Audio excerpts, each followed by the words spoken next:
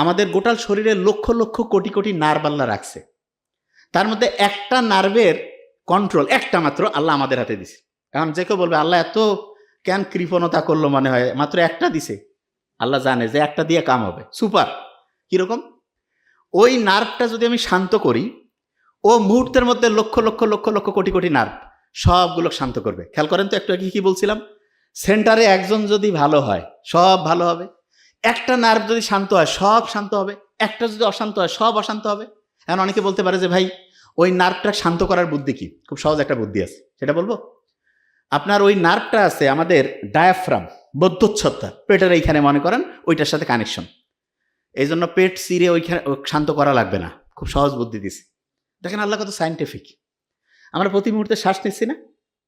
নিচ্ছি তো, নাকি বলা লাগে যে ভাই শ্বাস নে নাহলে কিন্তু মরে যাবি, বলা লাগে? সবাই শ্বাস নিচ্ছে।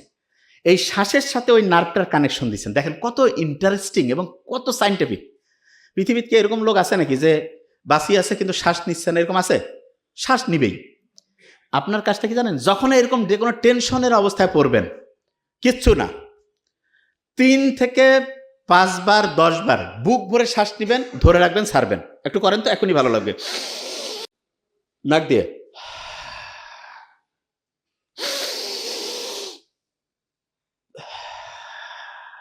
লাভটা কি?